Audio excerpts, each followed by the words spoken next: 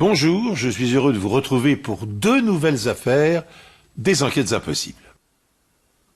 Quand 3 personnes de la même famille sont agressées à leur domicile par un tueur à gages et qu'une seule d'entre elles s'en sort saine et sauve, les enquêteurs ont naturellement tendance à suspecter de prime abord le membre de la famille survivant. Grâce à leur expérience, les policiers savent en effet que dans 80% des cas d'homicide, l'assassin fait partie de l'entourage proche des victimes. Mais l'emploi d'un tueur à gages dans un homicide en brouillant les pistes rend souvent le travail plus difficile pour les agents des forces de l'ordre.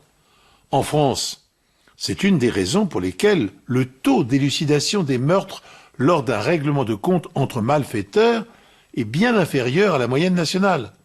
Dans seulement 50% des cas, l'exécuteur et le commanditaire sont retrouvés par la police.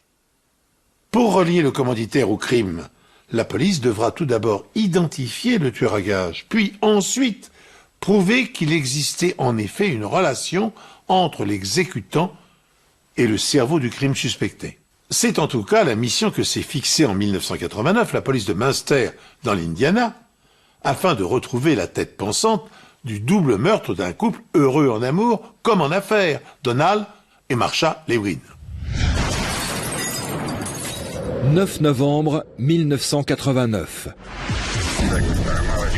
La police de Münster, dans l'Indiana, reçoit un appel à l'aide passé du domicile du riche entrepreneur Donald Lewin et de son épouse Marsha Lewin.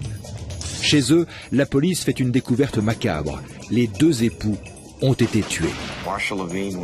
Marsha Lewin avait reçu une balle sur le côté gauche de la poitrine et elle avait aussi une autre blessure sur le côté de la tête.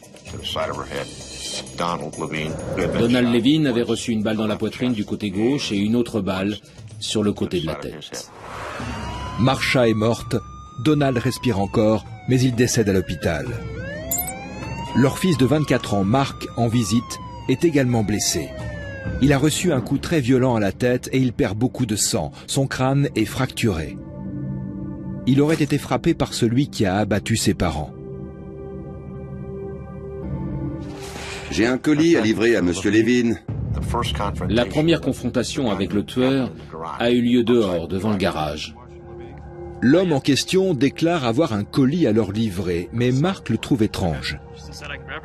Il a eu des doutes parce que l'homme ne portait pas l'uniforme habituel de l'enseigne de livraison express.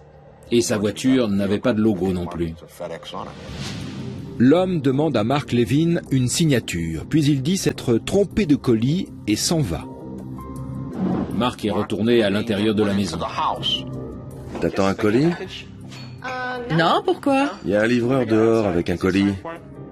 Il a raconté à sa mère ce qui venait de se passer et il lui a demandé si elle était au courant de cette livraison.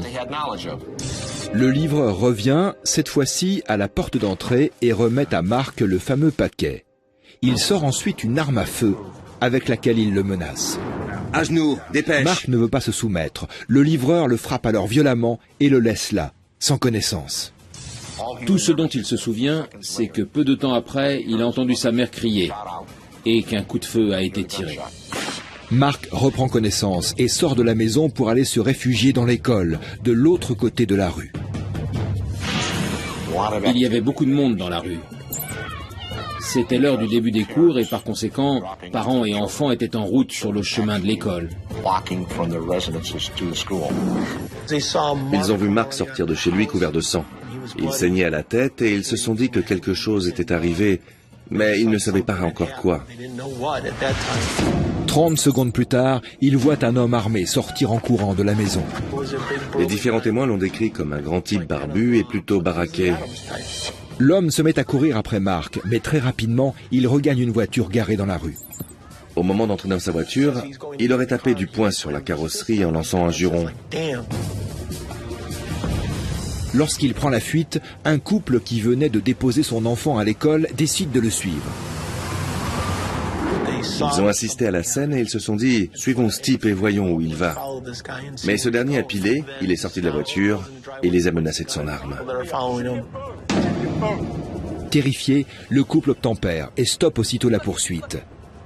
mais ils ont eu le temps de voir sa voiture, une Corsica bleue. La police espère que son identification les conduira jusqu'au tueur. Les enquêteurs se rendent sur la scène de crime dans l'espoir d'y recueillir d'autres indices.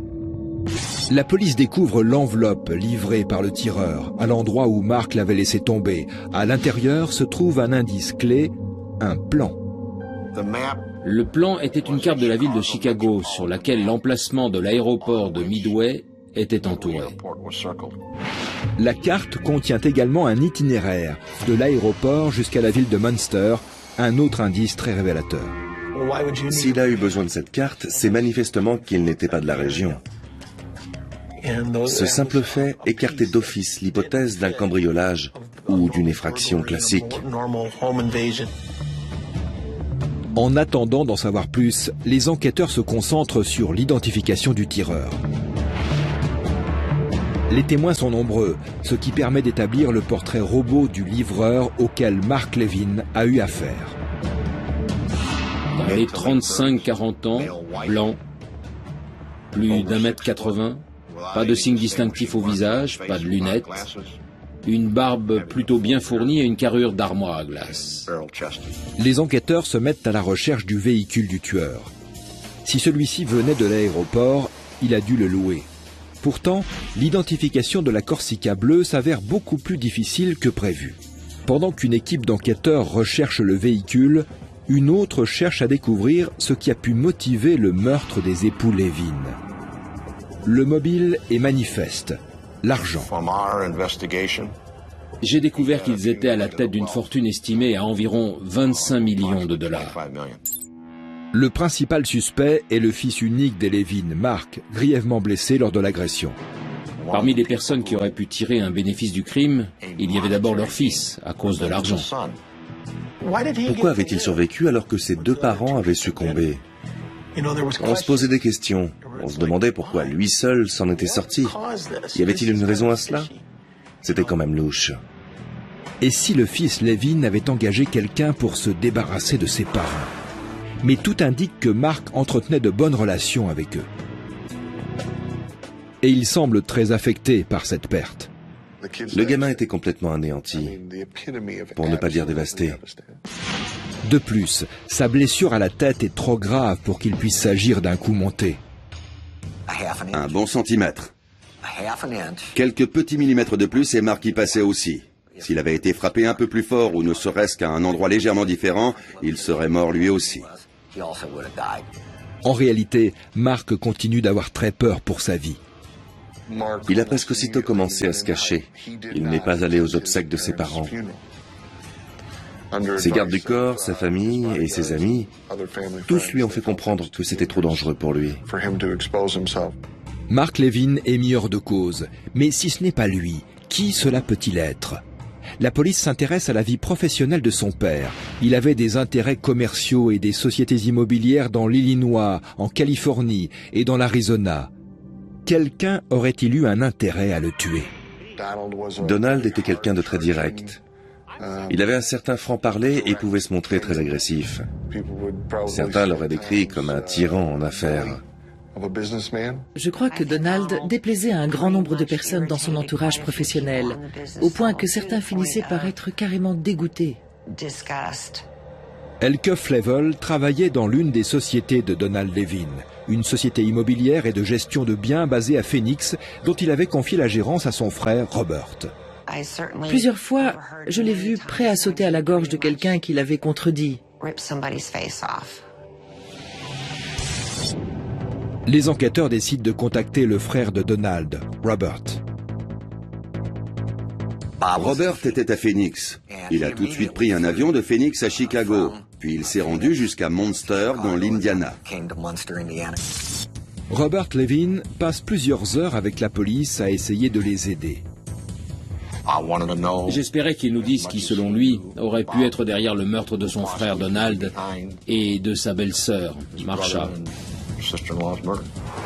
Robert raconte que plusieurs personnes avaient des raisons d'en vouloir à son frère, y compris des gens auxquels personne n'aurait pensé.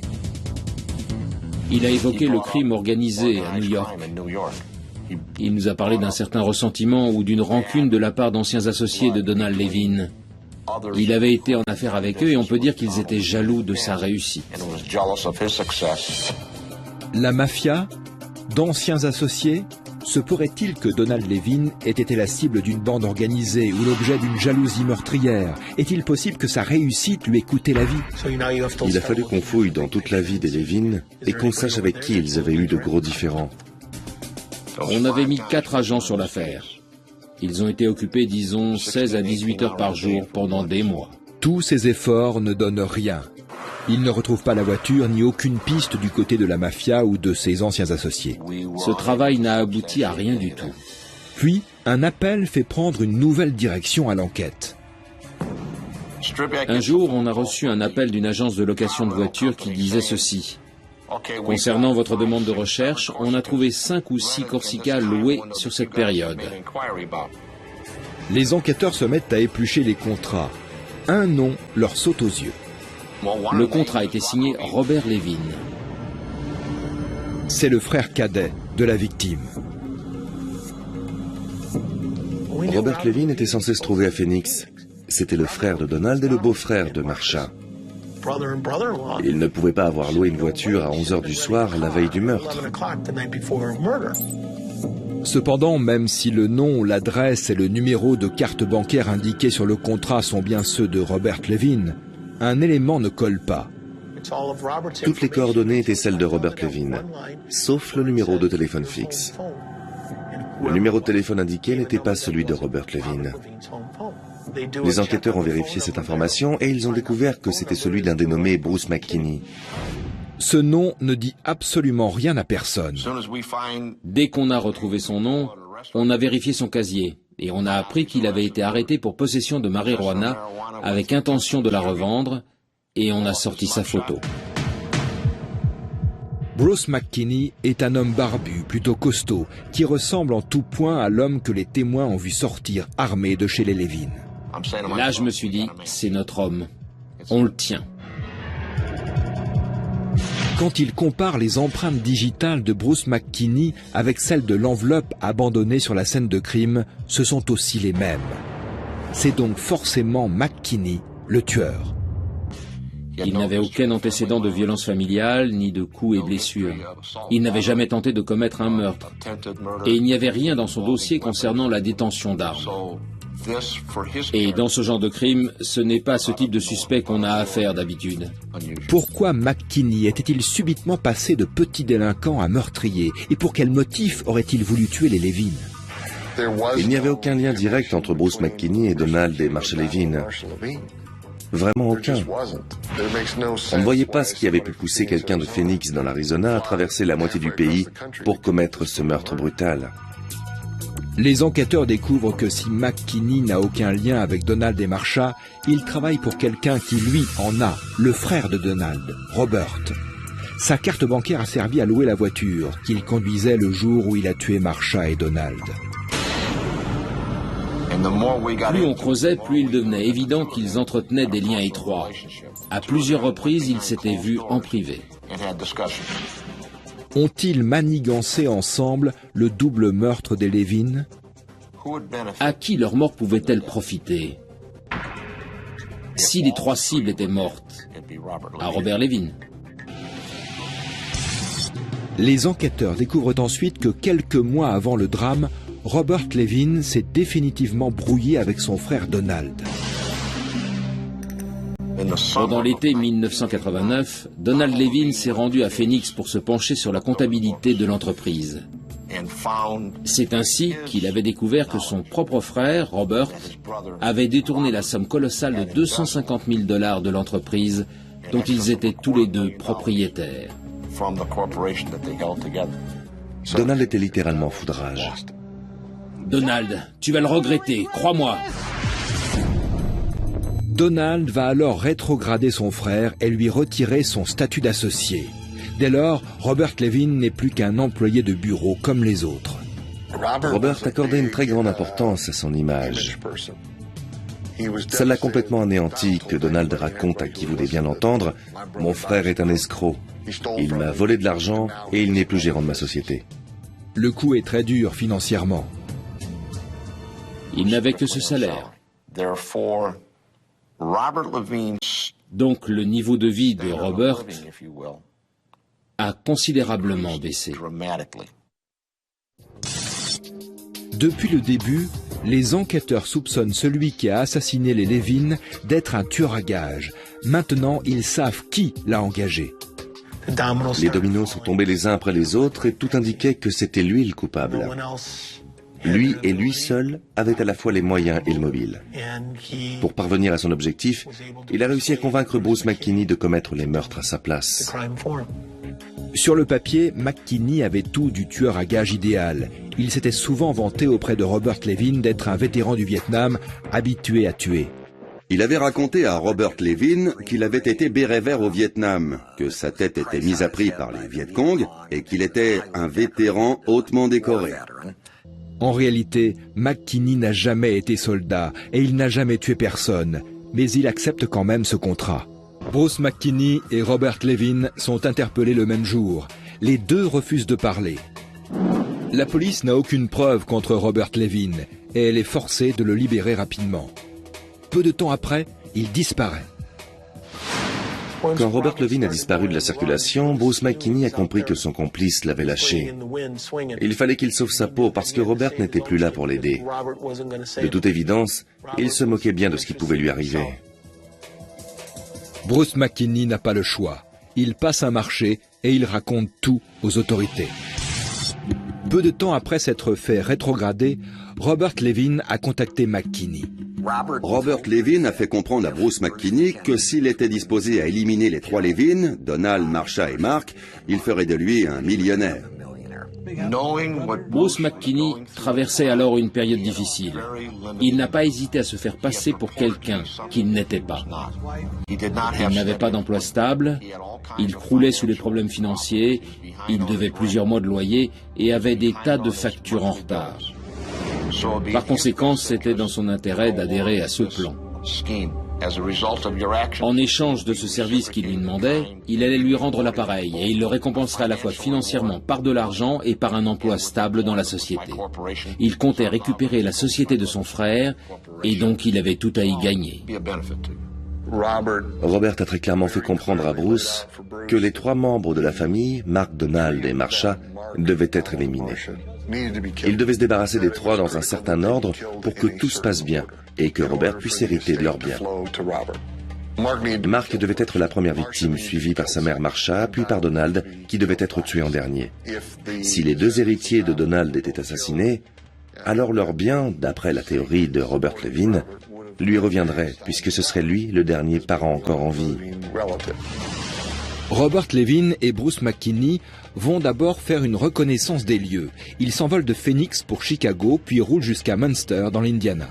Il lui a d'abord montré la maison, puis ils ont fait un tour dans le quartier, et ils sont rentrés à Phoenix en avion. Les enquêteurs connaissent maintenant le plan de Levin dans les moindres détails. Bruce McKinney s'envole pour Chicago. Avec la carte bancaire de Robert Levin, il loue une voiture, puis il se rend chez Donald et Marsha Levin. Il ne se gare pas dans l'allée, mais dans la rue pour faciliter sa fuite. Mark Levin se trouve alors à l'extérieur de la maison, dans le garage. McKinney s'approche avec un colis à la main, puis repart, prétextant s'être trompé d'enveloppe. Quelques instants plus tard, il revient sonner à la porte d'entrée. À ce moment-là, Mark était dans la maison. Il a ouvert et pris le paquet que lui tendait Bruce. Et là, il a sorti une arme et l'a pointée sur lui. À genoux, dépêche! Et attendez! Bruce McKinney menace Mark Levin de son arme, puis il l'assomme. À ce moment-là, Bruce est sous pression. Et comme toute personne stressée, il ne fait pas les bons choix. Notre hypothèse, c'est que si le tueur avait tiré sur Mark Levin immédiatement en entrant dans la maison, les coups de feu auraient forcément alerté les parents. On pense donc qu'il a d'abord voulu neutraliser le fils. Comme ça, une fois débarrassé de Marsha et Donald Levin, il pouvait tranquillement achever le fils Levin pour terminer le travail. Cependant, les cris poussés par Mark alertent sa mère. Mark! Mark! Marsha est aussitôt accouru en hurlant le nom de son fils. Pris par surprise, Bruce s'est tourné et a tiré le premier coup de feu. La détonation alerte Donald, qui accourt alors vers sa femme. Donald Levin est sorti en trombe de la salle de bain. Le faux livreur lui a tiré une balle dans la tête et une autre dans la poitrine. Aussitôt après, il s'est retourné et il est revenu sur ses pas. Il a vu Marsha qui essayait de se relever et il lui a tiré une balle sous le menton. Leur exécution est aussi brutale que rapide. Mais quand Bruce McKinney revient dans l'entrée, Mark Levin n'y est plus. Maintenant que les enquêteurs disposent des aveux complets de Bruce McKinney, ils montent un dossier solide contre Robert Levin. Son arrestation n'est plus qu'une question de temps. Être un fugitif, c'est compliqué. Il faut avoir des ressources et aussi des contacts. Il faut toujours être sur ses gardes. C'est une vie très, très difficile. Manifestement trop difficile pour Robert Levin. Après 2 mois de cavale, il finit par se rendre aux autorités californiennes. Il est mis en détention et inculpé de meurtre. Robert Levin était vraiment persuadé qu'il pouvait commettre un triple meurtre et s'en tirer sans être inquiété. Comment lui est venue cette idée? Je n'en sais rien. Robert n'était pas quelqu'un de très futé. Il a commis beaucoup d'erreurs dans cette affaire. Mais il avait toujours été privilégié, favorisé, gâté par la vie. Alors il s'est dit qu'il pouvait tuer sa famille sans avoir à en subir les conséquences. McKinney, qui avait passé un marché avec la police en acceptant de témoigner contre Robert Levin, a obtenu l'immunité des juges fédéraux et de l'Indiana. Il a reconnu avoir tué Donald et Marsha sur l'ordre express de Robert Levin. En revanche, il a déclaré au jury qu'il s'était trouvé dans l'incapacité de tirer sur leur fils, Mark. McKinney a en effet expliqué qu'il avait été saisi d'un sursaut d'humanité lorsque Mark était sorti du domicile de ses parents. Et puisque Robert Levin n'était plus à une trahison près envers sa famille, il passa la plupart du temps de son procès à essayer de désigner le jeune Mark comme le commanditaire du double homicide. C'est lui qui avait le plus à gagner financièrement dans cette affaire, plaida-t-il. Mais le jury ne s'y laissa pas prendre et condamna Robert Levin à 3 peines de prison à vie. Le monstre est désormais derrière les barreaux à la prison fédérale de Florence, dans le Colorado, l'une des institutions les plus sécurisées du pays.